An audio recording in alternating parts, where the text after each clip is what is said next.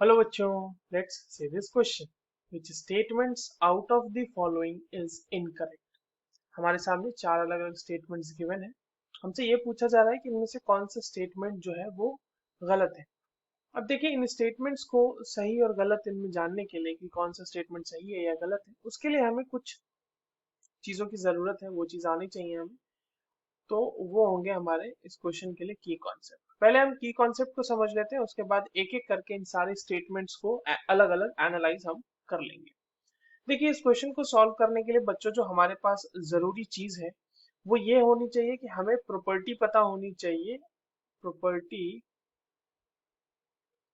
या फिर प्रॉपर्टीज लिख लेते हैं यहाँ पे। प्रॉपर्टीज ऑफ हेलोएरीन्स, ठीक है, जिसमें कि हमारे पास बहुत ही स्पेसिफिक होके क्लोरो बेंजीन के बारे में कहा गया है। क्लोरो बेंजीन, ठीक है। तो ठीक है, क्लोरोबेंजीन के बारे में हम देखते हैं। अब देखिए, हमारा पहला स्टेटमेंट ये कह रहा है बच्चों कि क्लोरोबेंजीन मतलब the CCl bond in chlorobenzene is shorter than the chloromethane. ठीक है, चलिए एनालाइज करते हैं कि क्या सही होने वाला है या गलत। देखिए, अगर हम क्लोरोमीथेन की बात करें यानी कि CH3Cl की बात करें, CH3Cl, ठीक है, दिस इज क्लोरोमीथेन। अब यहाँ पर एक बात तो ये है कि कार्बन जो है आपका वो sp3 हाइब्रिडाइज्ड, और sp3 हाइब्रिडाइज्ड के साथ क्लोरीन का बॉन्ड बना हुआ होगा। हाइब्रिडाइज्ड ऑर्बिटल के साथ क्लोरीन का बॉन्ड का मतलब क्लोरीन के ऑर्बिटल का ओवरलैप हुआ होगा। एक बात तो ये ध्यान में रखनी है। दूसरी बात ये ध्यान में रखनी है कि जो क्लोरीन और बेंजीन के अगर हम बॉन्ड की बात करें तो देखिए, क्लोरीन के ऊपर लोन पेयर है और ये लोन पेयर डीलोकलाइज हो सकता है इस बॉन्ड मतलब इस पूरे रिंग के ऊपर, ठीक है। तो अगर हम ड्रॉ कर ही लेते हैं इसके डीलोकलाइजेशन को, यहाँ पे देखिए आप Cl में इसके ऊपर ऑब्वियसली पॉजिटिव चार्ज आ जाएगा और यहाँ पर नेगेटिव चार्ज आएगा। नॉट डेल्टा नेगेटिव, पूरा नेगेटिव आएगा, तो ये इधर और ये बॉन्ड इस तरफ। और इस तरह से हमारे पास जो है अलग अलग रेजोनेटिंग स्ट्रक्चर जो है हमारे पास क्लोरोबेंजीन के पॉसिबल रेजोनेटिंग स्ट्रक्चर्स हमारे सामने बन जाएंगे, ठीक है। चलिए इसको कंप्लीट कर लेते हैं पहले तो। ये देखते हैं यहाँ पे, ये हो जाएगा ऐसा। यहाँ पे डबल बॉन्ड, यहाँ पे डबल बॉन्ड, यहाँ पे Cl, यहाँ पे पॉजिटिव, यहाँ पे नेगेटिव, और अंततः ये इस तरह से हमारा बन जाएगा। तो एक बात यहाँ पे आप देख सकते हैं कि बेंजीन के केस में यानी क्लोरोबेंजीन के केस में जो क्लोरीन है और जो कार्बन है जिससे बेंजीन रिंग के साथ वो जुड़ा हुआ है, उसके बीच पार्शियल डबल बॉन्ड कैरेक्टर है। CCl बॉन्ड के अंदर पार्शियल डबल बॉन्ड कैरेक्टर है, ठीक है। पार्शियल डबल बॉन्ड कैरेक्टर है और इसकी वजह से जो आपका सीसीएल बॉन्ड होगा वो छोटा होगा क्लोरोबेंजीन में।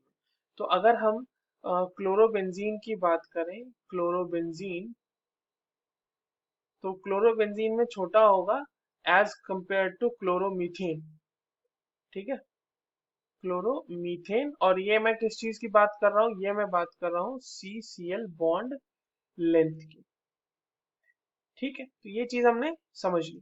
अब आ जाते हैं हम लोग अपने स्टेटमेंट पे। तो पहला स्टेटमेंट क्या कह रहा था, CCl bond in chlorobenzene is shorter then in chloromethane. बिल्कुल सही बात है, ये तो स्टेटमेंट करेक्ट है। हमसे पूछा गया इनकरेक्ट। दूसरा स्टेटमेंट कह रहा है the CCl bond in chlorobenzene has some double bond character. हमने देखा ड्यू टू रेजोनेंस ये बिल्कुल हो पाया है। तीसरी चीज कह रही है, तीसरा स्टेटमेंट ये कह रहा है कि it is difficult to replace chlorine from chlorobenzene then benzyl chloride. अब इस बात को समझिएगा बच्चों, हमारे पास क्लोरोबेंजीन में आप देख रहे हैं कि क्लोरीन और कार्बन के बीच पार्शियल डबल बॉन्ड कैरेक्टर आ रहा है। बट अगर हम बेंजाइल क्लोराइड की बात करें यानी कि हमारे पास एक बेंजीन रिंग होगी, उसके ऊपर एक CH2 ग्रुप होगा और उसके साथ फिर Cl लगा हुआ होगा। तो यहाँ पे इस तरह का कोई रेजोनेंस नहीं है, ठीक है। यहाँ पर किसी तरह का कोई रेजोनेंस क्लोरीन और कार्बन के बीच नहीं है। तो यहाँ पर कोई पार्शियल डबल बॉन्ड कैरेक्टर भी नहीं होगा। तो CCl bond has no double bond character. तो अगर मैं आपसे पूछूं कि बच्चों एक यहाँ पर हमें न्यूक्लियोफिलिक सब्स्टिट्यूशन रिएक्शन का दिया हुआ है ना, न्यूक्लियोफिलिक, यस, रिप्लेस करना है। तो अगर मान लीजिए हमें दोनों जगह में से किसी में न्यूक्लियोफिलिक रिएक्शन करानी है, न्यूक्लियोफिलिक सब्स्टिट्यूशन रिएक्शन करानी है, तो ऑब्वियस सी बात है जो बॉन्ड जितना लंबा होगा, जैसे सीसीएल बॉन्ड है यहाँ पे बेंजाइल क्लोराइड के केस में, तो यहाँ पे आसानी से हो पाएगी सब्स्टिट्यूशन। जबकि इन केस ऑफ क्लोरोबेंजीन वहां तो डबल बॉन्ड कैरेक्टर है ना, तो वहां थोड़ी मुश्किल होगी रिप्लेसमेंट कराने में। तो इसका मतलब हमारे पास जो तीसरा स्टेटमेंट है वो भी बिल्कुल सही है। अब हमारे पास आता है चौथा, chlorobenzene forms Meta dichlorobenzene when treated with chlorine. थोड़ा सा इसको समझते हैं। देखिए, जो हमारे पास क्लोरीन है यानी सीएल ग्रुप जो है हमारे पास, वो एक ortho and para directing group है। ठीक है, पैरा डायरेक्टिंग ग्रुप। और ये किस रिस्पेक्ट में होगा बच्चों? ये होगा इलेक्ट्रोफिलिक सब्स्टिट्यूशन रिएक्शन के रिस्पेक्ट में।